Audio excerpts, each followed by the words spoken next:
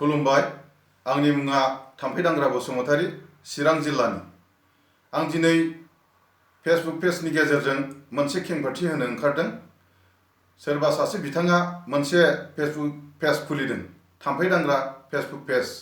बे थाम्फै दांग्रा फेसबुक पेजआव गोबां मानसिनि बायदि रोखोम गाज्रि इडिट खालामनानै आपल'ड खालामगासिनो दं। हयथ' बयबो नुबाय।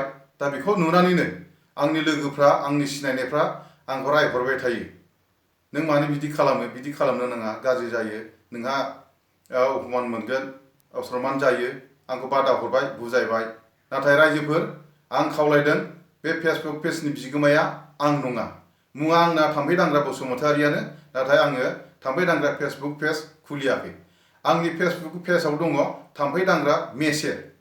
मेसे टाइटेला नेपालाव थानाय बर'फोरनि टाइटेल। बेखायनो आं ओरैनो थाम्फै दांग्रा मेसे लिरनानै लादों।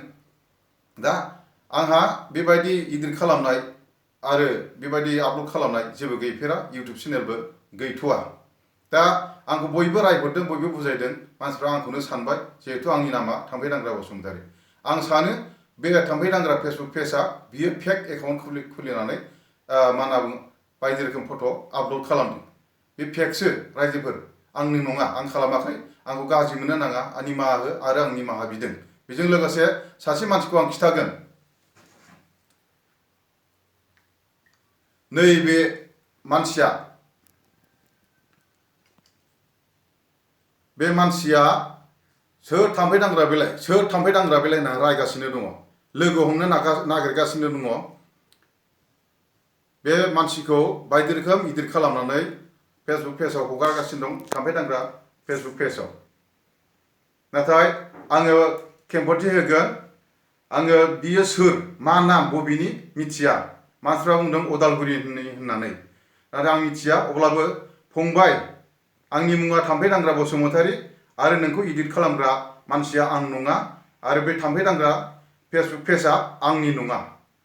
जाहाथे नों आंखौ बबावबा नुयोब्ला गाज्रि मोननो नाङा। जिहेथु आङो सिनेमा फाव खालामग्रा मानसि। आङो 14टा सिनेमायाव फाव खालामबाय आरो उनावबो खालामबाय थागोन। फांसन मिटिङाव आं थाङो, सिनेमा शुटिङाव आं थाङो। आंखौ खोनानानै फैदों होननानै मिथिनानै जाहाथे नों फंबाया आंखौ लोगो हमनानै जाहाथे बायदि रोखोम गाज्रि बेब'हार खालामा, आं बेखौ गिदों। बे फंबाया आंखौनो साननानै गाज्रि बेब'हार खालामनो हागौ, बिनि थाखायनो आङो गिदों। बेखायनो आं दिनै नोंथांनो एबा बयनोबो नैबे आंनि फेसबुकनि गेजेरजों खेंफोरथि होदों। बे थाम्फै दांग्रा फेसबुक पेजनि बिगोमाया आं नङा। थाम्फै दांग्राया मोननै दङ। मोनसेया जाहैबाय थाम्फै बसुमतारी, बेबो मोनसे फेसबुक पेज। बियो सोरनि बेखौ आं मिथिया। बे थाम्फै बसुमतारी फेसबुक पेजआ सोरनि मिथिया, आरो बेवहाय आङो गाज्रि फट' हगारनायखौ आं नुवाखै। नाथाय थाम्फै दांग्रा फेसबुक पेजआवल' आङो बे गाज्रि फट' हगारनायखौ आङो नुदों। बियो सोरनि आं बेखौ मिथिया। दा आं खावलायगोन रायजो राजा नोंथांमोन, आङो बे थाम्फै दांग्रा फेसबुक पेजनि बिगोमा नङा। आङो बे सोरबासो फेक एकाउन्ट खुलिनायसो सोरनिबा। बेखायनो नोंथांमोना आंखौ साननो नाङा, आंखौ रायहरनो नांला, आंखौ निमाहा होदो। आरो बयबो शेयार खालामलायनानै नैबे फंबायनिसिम दहाय बे आं खिथानाय फट'निसिम जाहाथे थांनानै बे फंबाया मोनहैयो, आरो फंबाया आंखौ जाहाथे फोथायो बे नंमारा होननानै। गोजोन्थों।